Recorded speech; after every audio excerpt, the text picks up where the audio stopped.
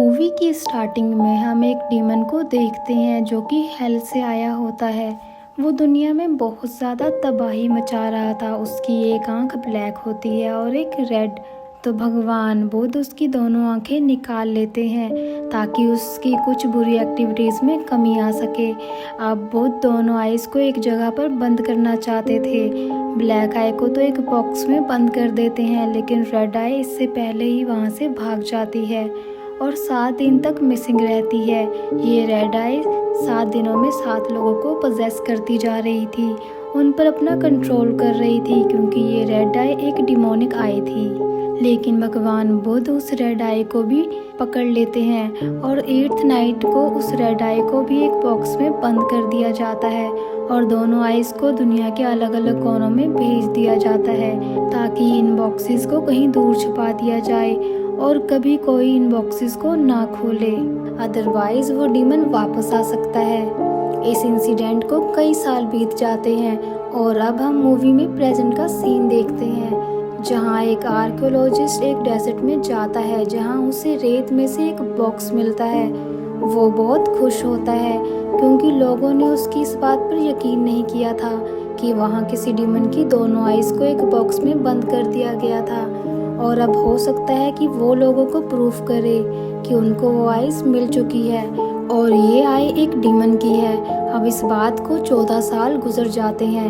हम 2021 का टाइम देखते हैं। आज लाल चांद की रात थी और इस रात को सुपर मून नाइट कहा जाता था और वही आर्कियोलॉजिस्ट एक रिचुअल करने लगता है जिसमें वो उस आई के ऊपर अपना और कुछ और लोगों का खून डालता है ताकि उस आंख की ताकत वापस आ सके और वो अपने रिचुअल में कामयाब भी हो जाता है। रेड आई में दोबारा से उसकी ताकत आ जाती है। अब दूसरी तरफ हमें एक मंक दिखाया जाता है जिन्हें रियलाइज हो जाता है कि रेड आई की शक्तियाँ जागृत हो गई हैं और इसे जागृत करने वाला एक इंसान है और ब्लैक आई भी ढूंढ ली गई है। अब यहाँ से सीन चेंज होता है एक कंस्ट्रक्शन साइट की ओर जहाँ एक वर्कर काम कर रहा होता है जो पहले मंक हुआ करता था। उसका नाम होता है पार्क और यहाँ से सीन उसी मंक पर शिफ्ट होता है जिनको रेड आई के एक्टिवेट होने के बारे में पता चल चुका था। उनके पास उनका एक स्टूडेंट आता है जो कि बोल नहीं रहा था क्योंकि 2 साल से उसने ना बोलने का व्रत रखा था। इसका नाम होता है च्योंगसुक और ये मेन लीड भी है।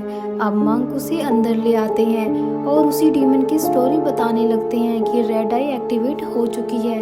वो फिर से 7 दिनों के अंदर 7 लोगों को पोजेस करेगी और उन्हें पोजेस करने के बाद ब्लैक आई को भी ढूंढा जाएगा और ये दोनों आइज़ इकट्ठी हो जाएंगी और फिर 8वें दिन पूरी दुनिया तबाह हो जाएगी। लेकिन अब इसका हल क्या था? दुनिया को कैसे बचाया जा सकता था? मंक बताते हैं कि रेड आई जिन 7 लोगों को पोजेस करके एक चेन बनाएगी। उन 7 लोगों की चेन में से किसी एक आदमी को मारना होगा।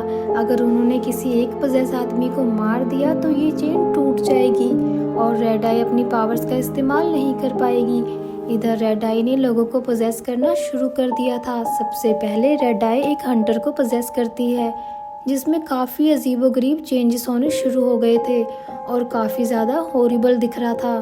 और रेड आई ने जो दूसरा अटैक किया था वो पार्क पर था, यानी उसी वर्कर पर। अब नेक्स्ट मॉर्निंग जब च्योंगसुक एक नाइटमेयर से उठता है तब उसके पास मंक बैठे हुए होते हैं। वो उसे एक बॉक्स देते हैं और कहते हैं कि मेरे पास पार्क को ले आओ, लेकिन इससे पहले ही मंक की डेथ हो जाती है। च्योंगसुक के लिए ये काफ़ी शॉकिंग था। फिर नेक्स्ट डे हमें एक होटल का सीन दिखाया जाता है। आज तीसरा दिन था जब से रेड आई ने अपना काम शुरू कर रखा था, यानी अब तक वो 2 लोगों को तो पोजेस कर चुकी थी, एक हंटर को और एक पार्क को। ना जाने आज वो किसको पोजेस करेगी। एक डिटेक्टिव उसी होटल में जाता है जहां उस पोजेस्ड आदमी ने एक लड़के को मार दिया था। उस आदमी की डेड बॉडी के साथ साथ हम उस हंटर की डेड बॉडी भी देखते हैं जिसकी हालत इतनी खराब थी कि उसे देखकर तो लग ही नहीं रहा था कि इसकी मौत कल रात को ही हुई है। अब च्योंगसुक को ओल्ड मंक ने मरने से पहले जो कहा था वो तो उसको पूरा करना ही था। वो बॉक्स को अपने बैग में रखकर पार्क को ढूंढने के लिए निकल जाता है, लेकिन रास्ते में कोई उसका बैग चोरी कर लेता है। उसे एक लड़की पर डाउट होता है, लेकिन वो लड़की भी देखते ही देखते गायब हो जाती है। च्योंग सुक उसके पीछे जाने लगता है, लेकिन इस तरह उसे पार्क का घर भी मिल जाता है। वो वहीं पर बैठा रहता है और रात को जब पार्क आता है वो पार्क को बताता है कि मुझसे वो बॉक्स खो चुका है जो ओल्ड मंक ने मुझे आपको देने के लिए भेजा था। तो अब पार्क उस मंक की सोल से बातें करने लगता है। ऐसा सिर्फ वही कर सकता था। वो मंक उसे कहता है एक लड़की भी पोजेस्ड होगी और हमें उसी को रोकना होगा, इससे ही सब रुक सकता है। अगले दिन देखते हैं पार्क और च्योंग सुक निकल पड़ते हैं। पार्क देखता है च्योंग सुक के शूज़ काफ़ी ख़राब हो चुके हैं, तो वो उसे नए शूज़ दिलवाता है। च्योंग सुक उसे थैंक्स बोलता है, जो कि 2 साल उसने ना बोलने का रोज़ा रखा हुआ था वो टूट जाता है। अब ये लोग निकल जाते हैं उसी 7th पोजेस्ड पर्सन को ढूंढने के लिए। इन्हें उसे रोकना था। अब ये दोनों 7वीं पोजेस्ड औरत को ढूंढने लगते हैं। अब रात हो जाती है और पार्क को अपने पास्ट के विजन्स आने लगते हैं। और यहाँ पर हमें ये पता चलता है कि पार्क ने अपनी फैमिली को एक एक्सीडेंट में खो दिया था और जिस लेडी ने उनको मारा था उसका एक छोटा बेटा भी था। पार्क ने उसका गला दबाने की कोशिश की, लेकिन उसे पता था कि ये गलत है, इसलिए उसने इस बच्चे को छोड़ दिया। इन लोगों को 7 दिन होने से पहले उस लड़की की लोकेशन का पता लगाना था, क्योंकि ये 7वें दिन पोजेस होने वाली थी। आज 6ठा दिन था। वो उस लोकेशन पर पहुंच तो जाते हैं, पर च्योंग सुक को वहाँ एक बहुत ही प्यारी लड़की मिलती है। वो उससे उस लेडी के बारे में पूछता है तो वो लड़की बताती है कि नहीं, वो यहाँ पर नहीं रहती। अब च्योंग सुक यहाँ से निकलने लगता है। दूसरी तरफ हम पार्क को भी देखते हैं, जो उस लड़की को ही ढूंढ रहा होता है, लेकिन उसके पीछे डिटेक्टिव लग जाता है और उसे ये लगता है कि जितने भी मर्डर्स हो रहे हैं उनके पीछे कहीं ना कहीं पार्क का ही हाथ है। पार्क वहाँ से डिटेक्टिव से बच के भाग रहा होता है और उसके हाथ से मैप वहीं गिर जाता है, जिससे उसे उस लड़की की लोकेशन का पता लगने वाला था। च्योंग सुक जब वहाँ से निकल रहा होता है तो उसे एक पोजेस लड़की दिखाई देती है। उसे भी रेड आई ने पोजेस किया था। वो काफ़ी हॉरिबल लग रही थी, तो च्योंग सुक फ़ौरन वहाँ से भाग जाता है और पार्क को जाकर बताता है कि मुझे पता चल चुका है कि वो पोजेस लड़की कौन है। हम मिलकर उस लड़की तक पहुँचेंगे। पार्क कहता है जिस लड़की की लोकेशन का पता चला है मैं उसका मर्डर करने जा रहा हूँ। च्योंग सुक भी उधर जाने लगता है ताकि वो उस लड़की को बचा सके। दूसरी तरफ डिटेक्टिव भी पार्क का पीछा कर रहा होता है। जब वो देखता है कि पार्क जा रहा है और उसके हाथ में कुल्हाड़ी है तो उसे उस पर पूरा डाउट हो जाता है कि वो उसी लड़की को मारने जा रहा है। लेकिन च्योंग सुक टाइम पर पहुंच जाता है और उस लड़की को अपने साथ ले जाता है। उसके बाद वहाँ पर पार्क भी आ जाता है और पार्क के पीछे पीछे वही डिटेक्टिव भी। और यहाँ पर उन दोनों में कैसी लड़ाई होने लगती है। तभी यहाँ वो लड़की भी आती है जिसे रेड आई ने पोजेस कर रखा था। वो डिटेक्टिव को उठाकर फेंकती है और वो बेहोश हो जाता है। यहाँ पर हमें पता चलता है कि पार्क इसी लड़की को मारने आ रहा था, क्योंकि वो जानता था कि ये वही पोजेस्ड लड़की है, ना कि उस लड़की को जिसे च्योंग सुक पहले मिला था। अब पार्क अपने खून से कुल्हाड़ी पर एक स्पेल लिखता है और उस पोजेस्ड लड़की की तरफ भागता है ताकि उसे मार सके, लेकिन वो लड़की बाहर एक और डिटेक्टिव से हेल्प मांगती है। वो डिटेक्टिव पार्क पर गन तान देता है, लेकिन तभी वो पोजेस लड़की उस डिटेक्टिव को पीछे से आकर पकड़ती है और उसके फेस पर एक रेड आई अपीयर होती है और ये वही रेड आई उस डिटेक्टिव के अंदर भी चली जाती है। अब ये डिटेक्टिव काफ़ी ज़्यादा अग्रेसिव हो जाता है और पार्क से लड़ने लगता है, लेकिन पार्क वहाँ से भाग जाता है। और दूसरी तरफ च्योंग सुक उसी प्यारी सी लड़की को लेकर कहीं जा रहा होता है, क्योंकि उसे लग रहा होता है कि इसमें उस लड़की की जान को भी खतरा है। अब अगला दिन आ जाता है जब 7th डे होता है और वो रेड आई और 7वें पर्सन को पोजेस करने वाली होती है। अब हम पार्क को देखते हैं जो भागता भागता बस स्टैंड तक आ जाता है, क्योंकि उसे एक टेम्पल तक बस चाहिए थी जहाँ फिर उसे 8th नाइट से पहले पहुँचना था, लेकिन बस लेट होती है तो वो वहीं वेट करने लगता है। तभी वहाँ उसी ओल्ड मंक की स्पिरिट आती है। वो पार्क से कहते हैं कि तुम अपनी जान भी दे देना, लेकिन इस कर्ज को पूरा मत होने देना। फाइनली बस आ जाती है और पार्क टेम्पल के लिए निकल पड़ता है। इसी के साथ साथ वही पोजेस्ड डिटेक्टिव भी वहाँ पर पहुँच जाता है। इधर च्योंग सुक उसी लड़की के साथ होता है। वो लोग एक जंगल में होते हैं और वहीं पर एक जगह पर रेस्ट कर रहे होते हैं। अब हम उसी डिटेक्टिव को देखते हैं जिसे पोजेस्ड लड़की ने बेहोश कर दिया था। वो उसी प्यारी लड़की के घर जाता है जहाँ उसे एक बूढ़ी औरत मिलती है और उसे सारी कहानी बताती है कि वो प्यारी लड़की उस प्रोफेसर को चाहती थी जिसने रेड आई को एक्टिवेट किया था। और ये प्यारी लड़की एक डीमन है, इसलिए अब तक इसकी एज नहीं बढ़ी है और इसने अपना खून भी दिया था ताकि उस रेड आई में पावर आ सके। और ये सब कुछ उसने रिचुअल्स के लिए किया था क्योंकि वो कुछ एक्सपेरिमेंट कर रहा था। लेकिन ऐसा हुआ कि उस रेड आई ने सब लोगों को मारना शुरू कर दिया, जिसका ब्लड उसके अंदर गया। अब दूसरी तरफ हम देखते हैं पार्क भी उस जंगल में पहुंच जाता है जहां वो लड़की और चोंगसुक हैं। तभी वहां चोंगसुक नोटिस करता है कि उसका बैग पड़ा हुआ है जिसमें ब्लैक आई वाला बॉक्स है और ये इसी लड़की ने चुराया होता है क्योंकि दोनों आइज को ये एक साथ करना चाहती थी और अपनी जान बचाना चाहती थी। अब इन लोगों को ये पता चल जाता है कि आखिरी पोजेस हुआ पर्सन वही डिटेक्टिव है। अब यहाँ पर पार्क एक रिचुअल स्टार्ट करता है क्योंकि पार्क जानता था वो डिटेक्टिव पीछा करते करते टेम्पल तक पहुँच गया तो यहाँ भी ज़रूर आएगा और जब वो यहाँ पर आएगा तो हम उसको ख़त्म कर देंगे। और अब पोजेस डिटेक्टिव यहाँ पर पहुँच जाता है। अब पार्क अपनी कुल्हाड़ी चोंगसुक को दे देता है और उसे कहता है कि ये डिटेक्टिव जैसे ही मेरे पास आएगा तो अपनी पावर मुझ में शिफ्ट करने की कोशिश करेगा, यानी रेड आई मेरे अंदर आ जाएगी। तुम फौरन से कुल्हाड़ी से मुझे मार डालना और ये किस्सा यहीं ख़त्म हो जाएगा।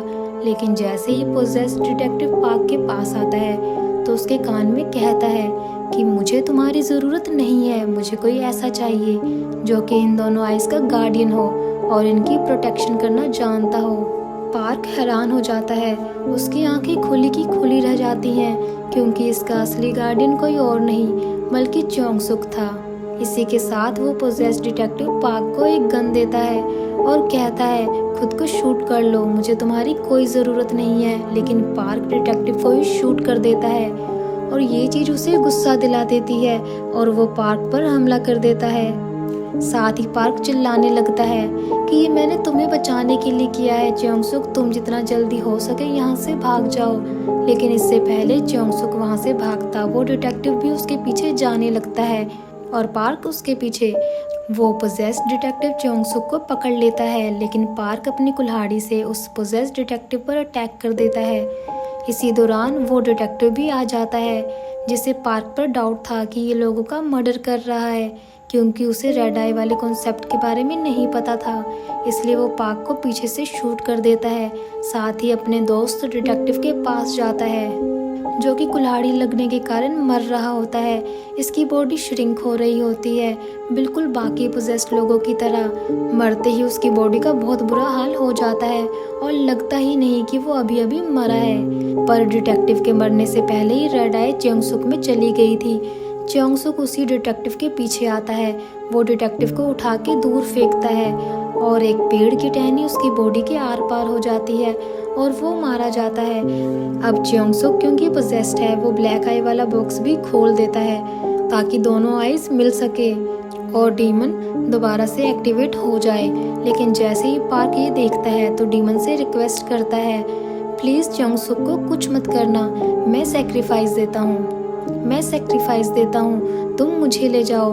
लेकिन तभी डीमन एक चालाकी करता है, वो वहाँ एक इल्यूजन क्रिएट कर देता है जिसकी वजह से पार्क को चोंगसुक के चेहरे में उस बच्चे की शक्ल दिखाई देती है। ये वही बच्चा होता है जिसको पार्क मारने वाला था।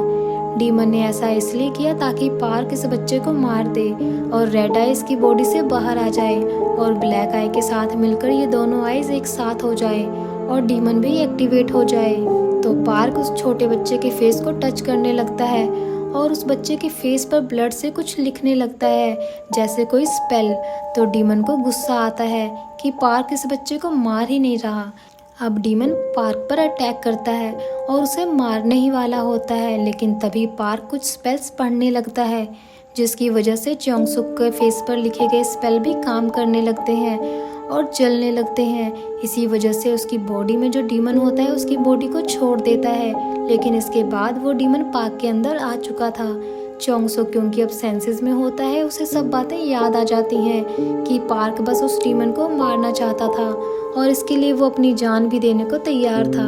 अब चोंगसुक उस डीमन को मारने के लिए पार्क पर ही कुल्हाड़ी से हमला कर देता है और उसकी जान ले लेता है और यहाँ फाइनली वो डीमन मारा जाता है और गायब हो जाता है। सब कुछ पहले जैसा होने लगता है। फिर मूवी के लास्ट सीन में हम जोंगसुक को देखते हैं जो उसी रेगिस्तान में होता है जहाँ से वो रेड आई वाला बॉक्स निकला था। वो उस बॉक्स को दोबारा से सैंड में गाड़ देता है इस होप के साथ कि रेड आई कभी वापस नहीं आएगी। और साथ ही जोंगसुक के पाँव में जो जंजीर थी वो भी खुद ब खुद खुल जाती है क्योंकि वो पूरी तरह फ्री हो चुका था। साथ ही वो प्यारी लड़की का घोस्ट भी दिखाया जाता है। इसी सीन के साथ ही मूवी यहीं पर एंड होती है। तो दोस्तों वीडियो पसंद आई हो तो वीडियो को लाइक कर दीजिए और चैनल पर नए हैं तो उसे सब्सक्राइब कर लीजिए। तो मैं आपको मिलती हूँ नेक्स्ट वीडियो के साथ। तब तक के लिए टेक केयर, अपना ध्यान रखें।